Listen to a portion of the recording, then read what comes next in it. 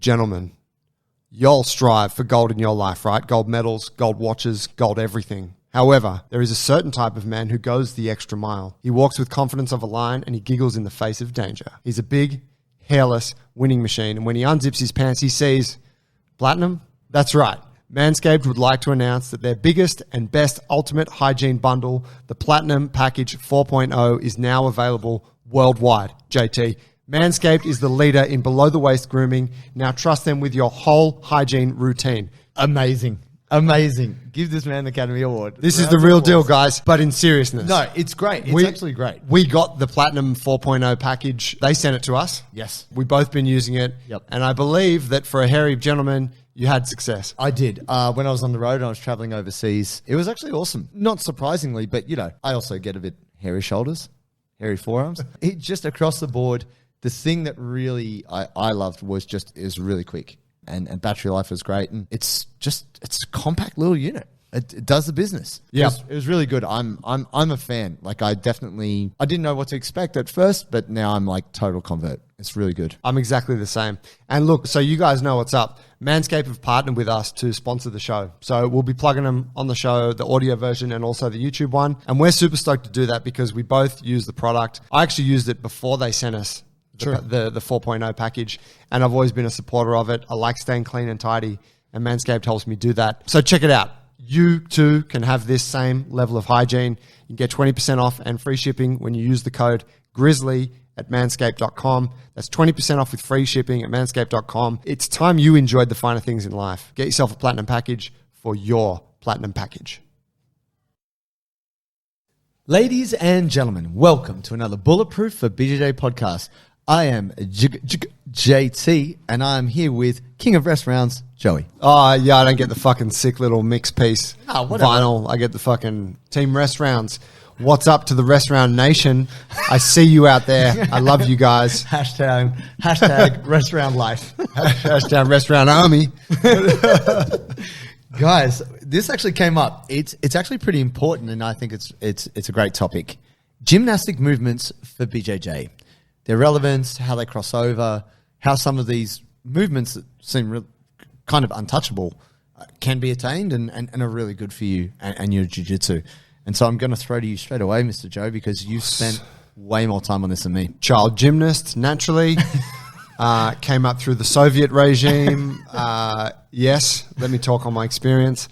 I wasn't a gymnast at all, just into the movement shit a little bit.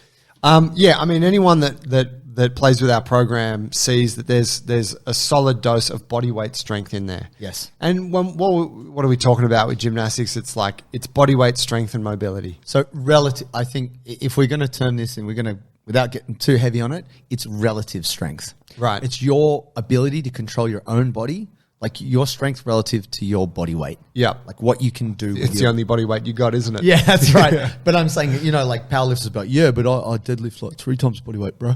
Yeah. Yeah, this is very different to a muscle up or a planche or these other things. For so body weight strength is part of any good strength program, right? But think of, I guess there's certain basic movements that we all take as sort of conventional. Chin-ups, push-ups, dips, bodyweight squats, lunges, all that kind of stuff. That's great. Sure. You find that in any program. Yes. Where it starts to get a little bit more specialized is maybe some of the stuff you might see on the rings, working on the rings, supports, ring push-ups, skin the cats, inverted hangs, some of the more isometric strength movements, front levers, back levers, L-sits, shoulder stands, handstands, right?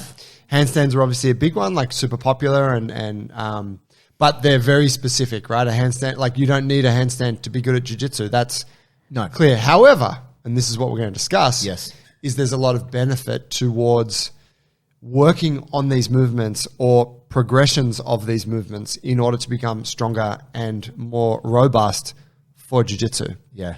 And actually, it's interesting. This is just a sound grab from Handstand. You got your beard, Mr. Beard. Yuri Marmerstein. Marmerstein. He was like, handstands are wrists and shoulders. He's like, you gotta get that sorted out. If you don't sort that out, you're not going to have a great handstand. And I am very limited in my understanding of handstands, have spent a little bit of time on it, have sucked, continue to suck, not as interested in it. But what I have learned in just trying to spend some time on it is, wow, my wrists are not what they should be. You know, they don't have the durability that they need to support my whole weight. In the same way, I spend too much time in flexion when I'm in that protracted, extended position. I don't feel strong there. And that doesn't mean I hide away from it, but I'm also like, whoa, that's a huge deficiency because I've spent so much time the other way. Yeah, and I think that speaks to like the simple kind of cost benefit for a grappler is grappling will round your upper back, close your shoulders, and generally make you tight and flexed in the upper body. A handstand or any kind of movement that is a progression of a handstand demands that you can open your shoulders, you can extend your upper back, and you can have adequate wrist mobility. So it's not the case that we're saying, hey, you guys all need to nail a freestanding handstand. It's important. But we can use simpler variations like you would see in our standards program, wall walks, chest to wall holds, that kind of thing, because the very nature of working on it is reversing the ill effects of grappling. 100%. And that's like the beautiful thing. That's where the a lot of the benefit in surfing comes from. I'm not sure if we've mentioned this, but you know, you see that like in Brazil, jiu-jitsu and surfing are very closely linked. They are. People will do both. And the beauty there is that surfing needs you to arch through the back, lift your upper spine, open the shoulders. Yeah. So it's a perfect counter to the ill effects of grappling. Definitely. Right. So, and it works in Australia too, right? It's not just a Brazilian beaches thing. That's true. But Anyway, you know, we don't surf, we're land animals. So it's like, all right, well, you know, I guess the second benefit of it, as I see it, one is, yes, there's a very like simple, we're just reversing the shit stuff that happens to you on the mats. But the second benefit is that like, well, if we're here doing this strength training, isn't it kind of cool to be learning and developing new skills while you're doing it? 100%. Right. So rather than just being like, oh yeah, look, I can do like 3 sets of 22 push-ups now. I used to be able to only do 3 sets of 15, but yeah, next year I'm hoping to do 25. It's like, that's great. Push-ups get pretty fucking boring. They do. So what if we were to take that and progress it and make it a little bit trickier and you're getting stronger and all that stuff? Yeah, definitely. I remember just as a child, like I did gymnastics as a child, but I was very chubby and out of shape. So I was good at all the floor routine stuff, but anything that required me supporting my body weight, terrible. I could roll, I could forward roll and cartwheel like a motherfucker. I had those front side splits, easy.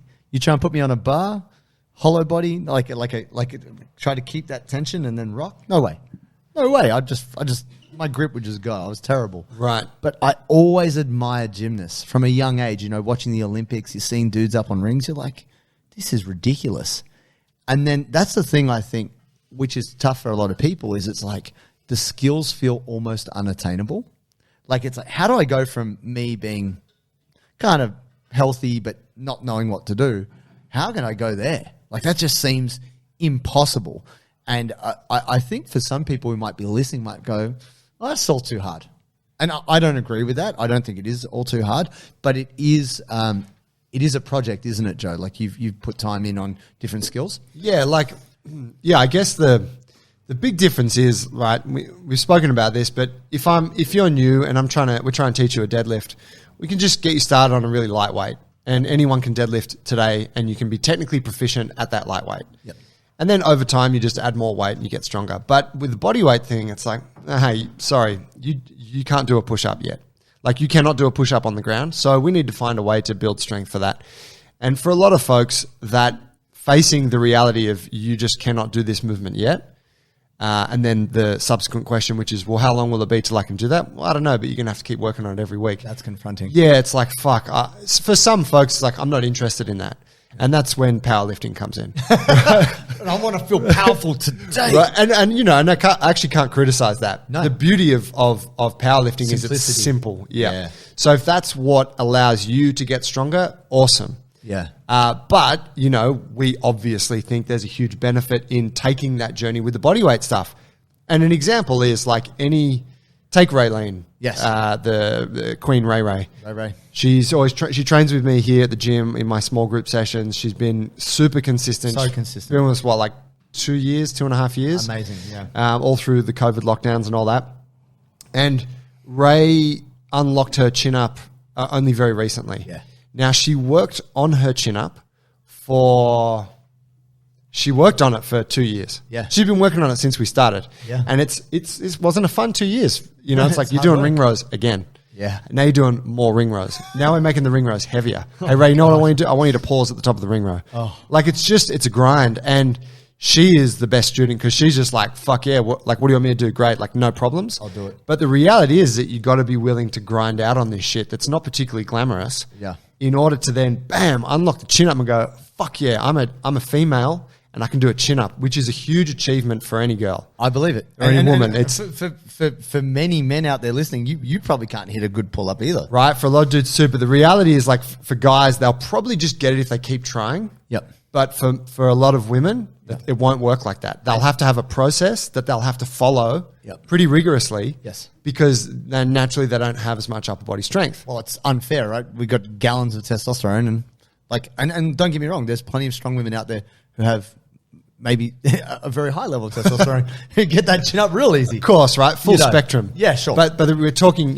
generally. Generally speaking. And I know this, like, we know from being in the gym where it's like, you're not going to go, oh, hey, class, which is half women, half men, everyone do our 5 sets of 5 chin-ups. It's like, no, that's not the reality for a lot of people. Yeah, that's not where you start. Yeah. So there's the grind is real, but the payoff is huge. It's massive. If you can get through it. And for Ray, it's like, fuck yeah. She's like, man, I worked on that chin up. She goes, I used to try and do it back before I was training. Like, I did it for so long, and fuck, it's so cool to have it. It's hard earned. Yeah, and it's almost like getting a belt where it's like once you realize you got it, you're super excited, and then you're like, well, nothing's changed. What's I'm still the next? same person. Yeah. I'm gonna move forward. Man, I remember I was speaking to a friend of mine who's an ex-gymnast, and I said to him, I want to do a planche. And I am 80% lower body. Like that's what my weight is. Like, we all want to do a plan. We all want to do a planche because I was really loved breakdancing as a teenager. Just really wanted to be able to pull out some cool moves.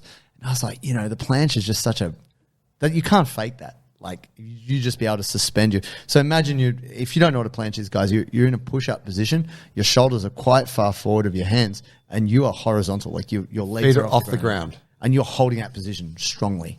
That's crazy. I mean, even if you are holding it not strongly, it's fucking strong. It's like, even if incredible. it's messy and shaky, that is a fucking hard position. Crazy. And he said to me, oh, yeah, that's what you want to do? Cool. And he showed me this full wrist prep routine. Right. And I felt like just after this 20-minute wrist prep, I've suffered 2 really bad wrist locks. He's like, now you go to work. I'm like, what? I can't put weight in my hands. And then he was teaching me all this stuff about like getting my glutes to really work and my back to work to hold the position and my shoulder position and like doing tuck versions of it and doing it on parallettes. And I was just like, this is impossible. But what was cool about it, I did get a tuck planche on parallettes for about 20 seconds. Nice. Which was a big achievement. Yeah. After working at it. But I was like, Big deal with your hips. oh, man, how do I take this to the next level? But what I found was my core and my shoulders got crazy strong. Yeah.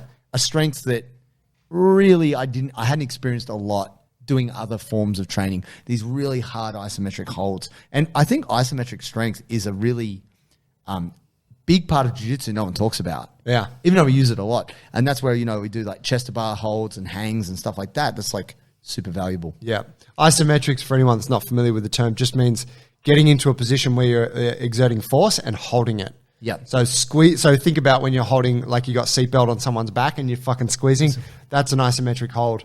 Versus, like, you could say that maybe that mirrors somewhat like a chin up, but a chin up you pull in, you go out, you go in, you go. So it would be like hold the top of the chin up and stay there. Keep it. Yeah, that's kind of the training version of it. But yeah, like I guess the big thing there is the bodyweight strength work requires you to develop levels of strength and coordination in your body that you just cannot replicate with an external weight. Yes. You cannot replicate it with a barbell or a kettlebell or sandbag, whatever, because it's just different. It's your whole body working to achieve this position. And I think that's where, like, yeah, you look at, we use the chin up as an example of pulling strength, but fuck, man, there's so much benefit to it. Like the elbow strength, the core strength that comes about from that. Definitely. You know, everything around the scapula. Like, in that way, I do believe that bodyweight strength is the superior choice if you had to choose. Sure. However, it also has its shortfulls. Well, I don't know if Yeah. we're talking about them today. There's limitations on Yeah, it. of course, which is again why we believe the combination of that and lifting weights is the most potent. That's right. And look, you know, I was really keen on levers for a time as well. And I was able to be able to do a front lever for a couple of reps. I could hit about 8 reps and then I could We're talking like pulling into it. Yeah. Man. Yeah. But the thing I didn't realize is just how hard it was on the lats. I was like, this is a core, like this is abs. You know, like I just didn't understand how, like, that straight arm and It's all shoulder. shoulder and so hard. But you learn this from doing it. Yeah. And I think for me, that's where I see a massive value, is that awareness of self. It shows you deficiencies, but then it also gets you to really try to tune in, like, what have I got to do to make this work? And that's different for everyone. And, you know, as a coach, you can try and give people pointers and cues, but they might just one time in that position hold it.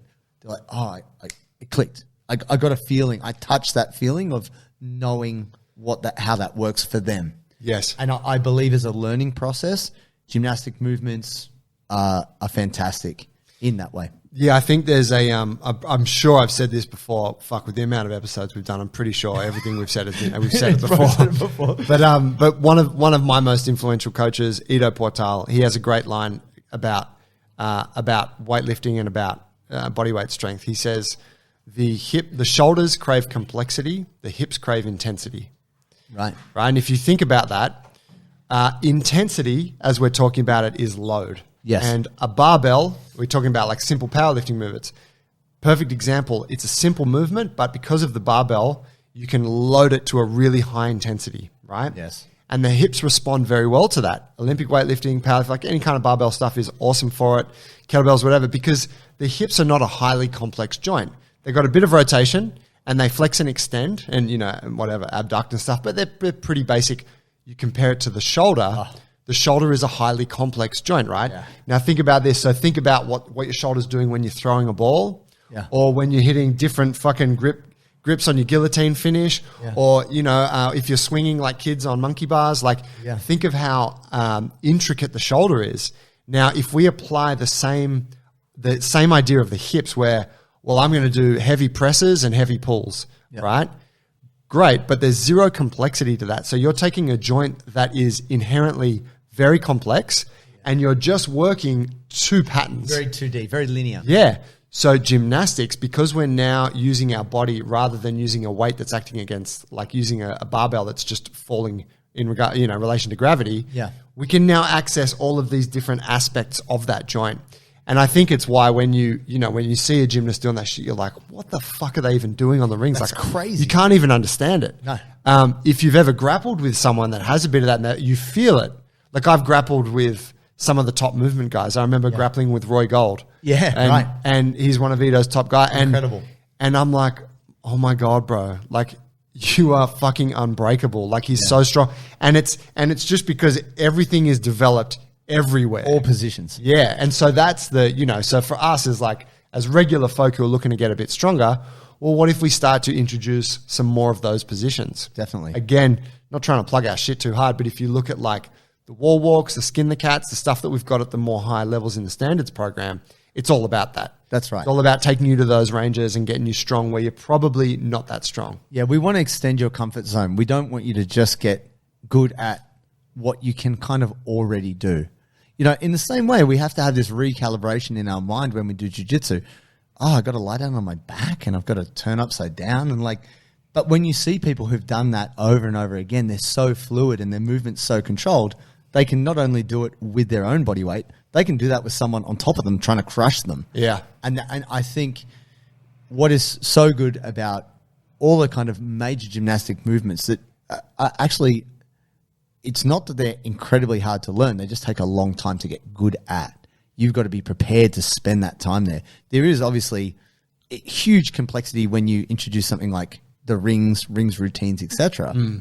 But, I mean, you know, and don't let me, feel free to jump in, Joe. Sure. Oh, he will. Oh, you want my 2 cents?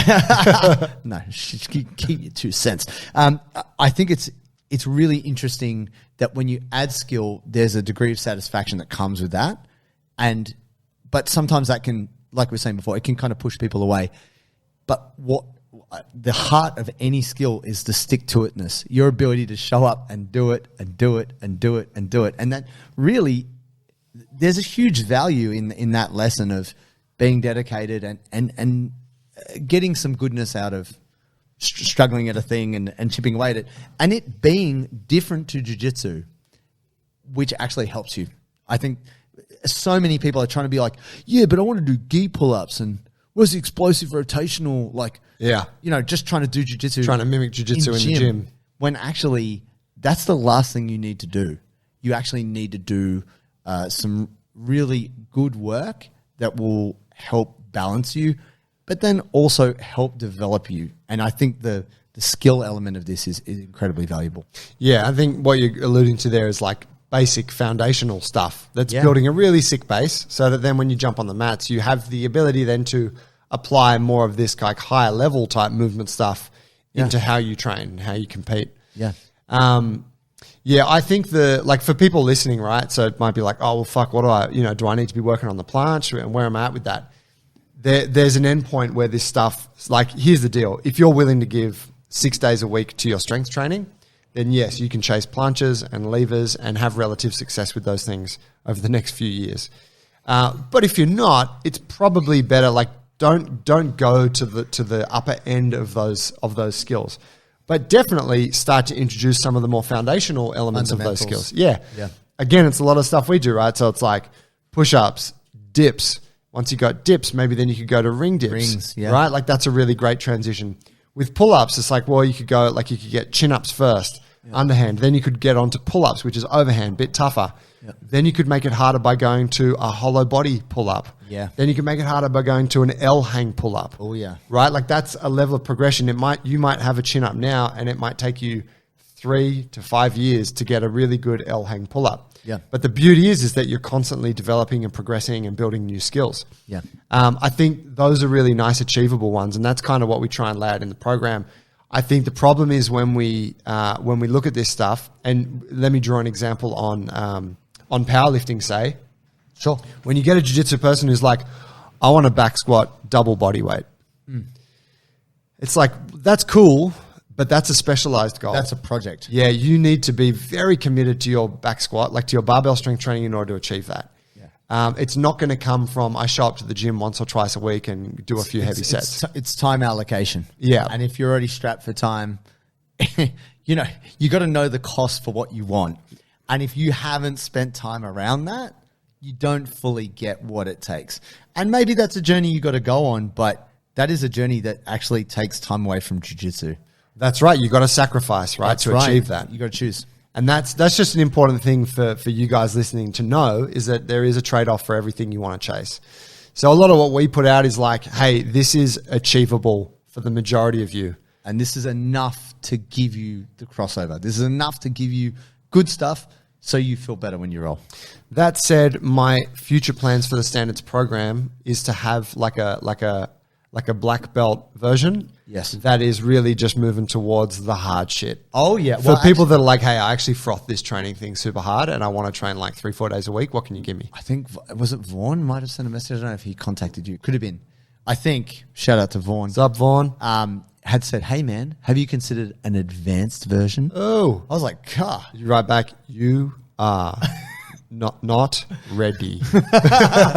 You are dead. You are dead. If you were in Russia, you would be dead. No, I had, definitely. But he's like, oh, I've got brown belt standard here. I got black belt standard there. He's like, what's next? Like, where do we go? And I'm like, bro, you're probably, you're probably pretty good. Yeah. Go and enjoy jiu-jitsu. Yeah, just go kill people. Like, don't get me wrong. There's some enjoyment in getting that real high level skill for your personal satisfaction, but you probably don't need it per se. But yeah, definitely we got some new stuff coming. Yeah, and I mean that's the thing. Some people will want it, right? Like you get, like, we're into training. Yeah. So it's like, oh well, naturally we're going to chase some things that are slightly beyond what is adequate for what we require it for. Yeah. And that's great. If you're into it, like, do it. Yeah. But do know that there's a price to pay. Oh, yes, indeed there is. Do I need to answer any? Is there any questions off the back of what we just said? No, I think the thing is, the thing we should circle back on is a good place to start is we have incorporated plenty of these into our home gym program, as well as the standards program, in terms of you getting access to those skills which directly cross over to your jiu-jitsu. Now, if you really want to chase a freestanding handstand for 5 minutes or something like that, you can go that path, but we've already filtered it for you.